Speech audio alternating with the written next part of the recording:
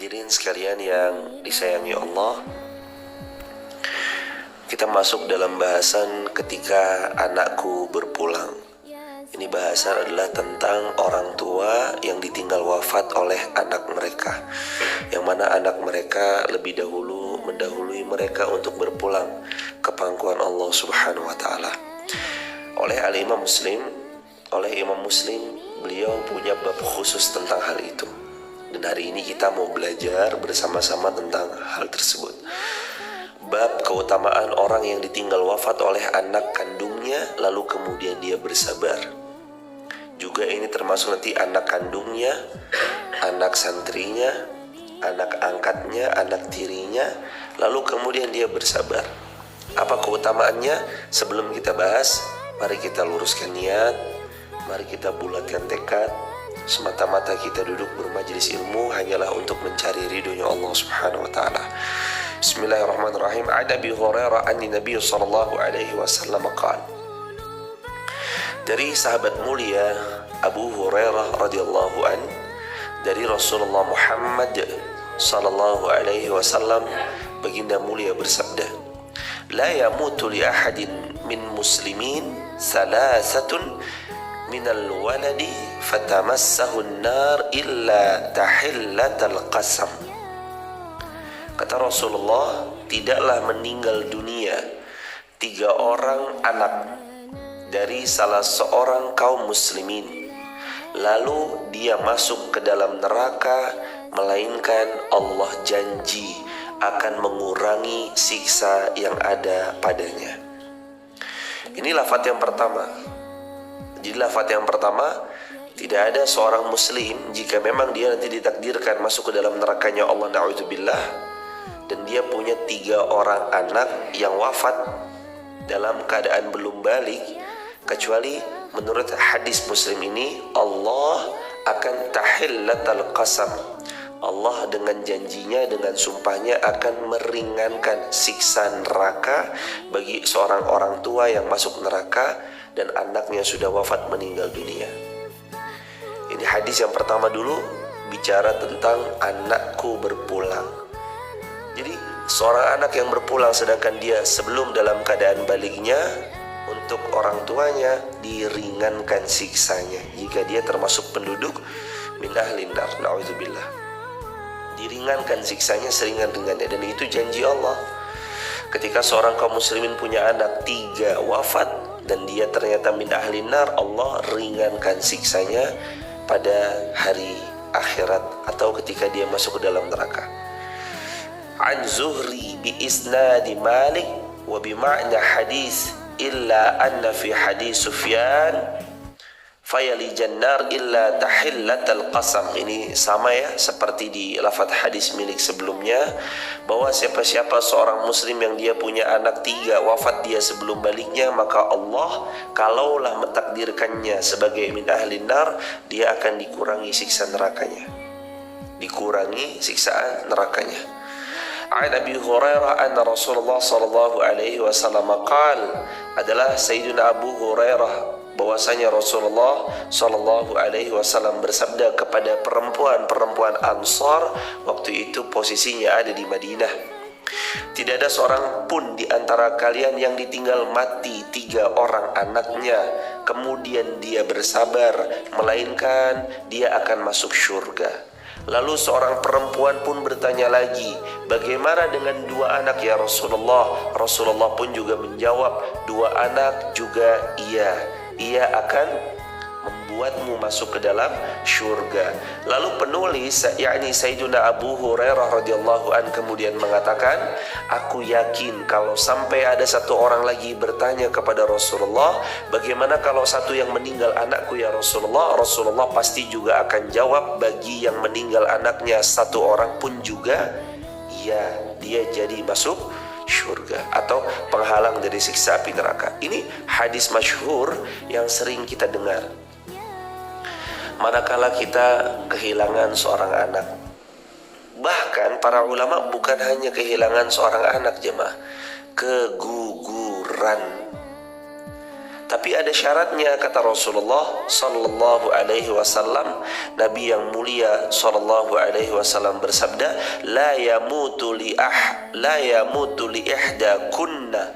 Tidak ada salah seorang di antara kalian ditinggal wafat anaknya, salasah, 3 orang anaknya, min walad, daripada anaknya, fatahtasibah illa dakhalatil jannah, lalu bersabar, ridha, ikhlas, nerima, berharap ridhonya Allah, illa dakhalatil jannah, kecuali Allah masukkan dia ke dalam syurganya Allah. Kabar gembira jamaah buat Anda, kita semuanya yang qadarullah mungkin kehilangan anaknya. Anak kita sedang lucu-lucunya, sedang gemas-gemasnya usia 2 tahun, Allah panggil wafat. Anak kita sedang lucu-lucunya umur 1,5 tahun, berpulang ke pangkuan Allah. Anak kita yang sedang bahkan baru lahir usia 2 hari, 3 hari, ternyata harus berpulang ke pangkuan Allah. Kabar gembira buat Anda. Rasulullah bersabda, siapa yang punya anak 3, wafat 3-nya, maka orang tuanya dimasukkan ke dalam surga. Salah seorang wanita Ansor bertanya, kalau 2 gimana ya Rasulullah? 2 juga Allah masukkan engkau ke dalam surga. Abu Hurairah kemudian mengatakan, aku yakin kalau ada 1 orang lagi bertanya, kalau 1 bagaimana ya Rasulullah? Rasulullah pun akan menjawab, untuk yang 1 juga iya. Sedih ditinggal wafat orang yang kita cintai. Ditinggal wafat orang tua kita, sedih. Ditinggal wafat pasangan kita, sedih. Ditinggal wafat anak kita, jauh lebih sedih jemaah. Bahkan kalau kita qadarullah diizinkan oleh Allah punya anak, gak ada yang bisa menggambarkan seorang orang tua yang kehilangan anaknya, gak ada yang bisa menggambarkan. Kalau seorang anak ditinggal wafat ibunya, piatu. Ditinggal wafat bapaknya, yatim. Kalau seorang laki-laki ditinggal istrinya, duda. Istrinya ditinggal suaminya, menjanda. Tapi kenapa ketika kita kehilangan anak, gak ada sebutan namanya? Karena tidak ada kalimat, 1 kalimat pun.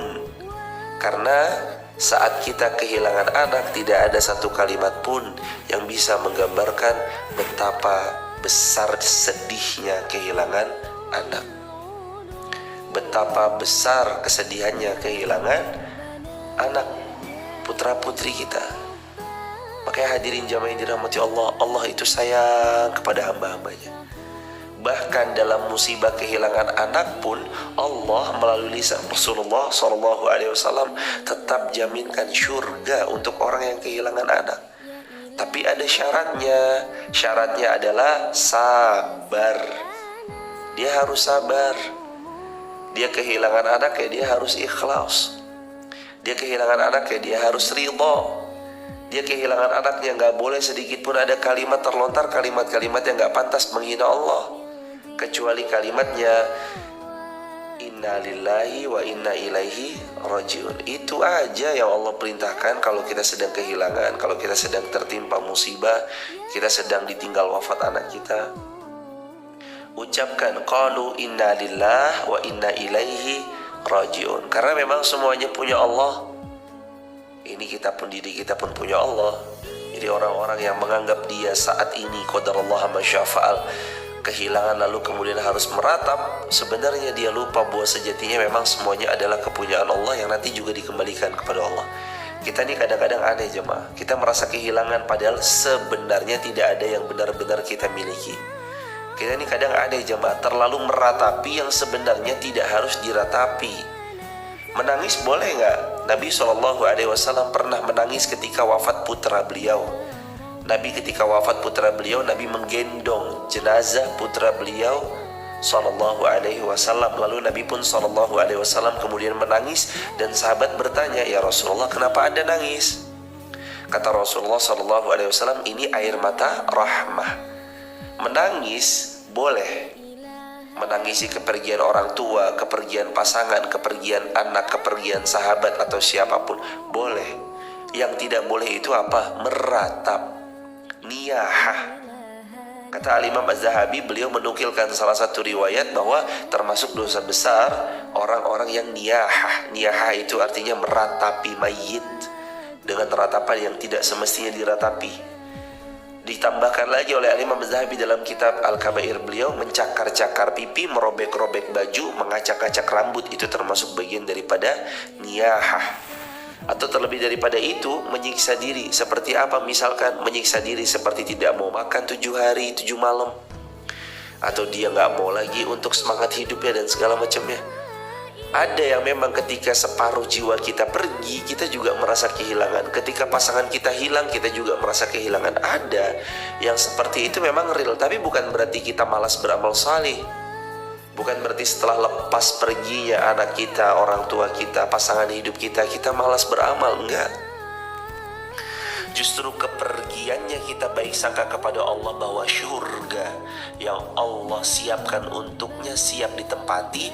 Tinggal kita mempersiapkan amal solih supaya berjumpa dengan istri kita, atau dengan suami kita, atau dengan orang tua kita, atau dengan anak kita, agar berjumpa kembali di syurga.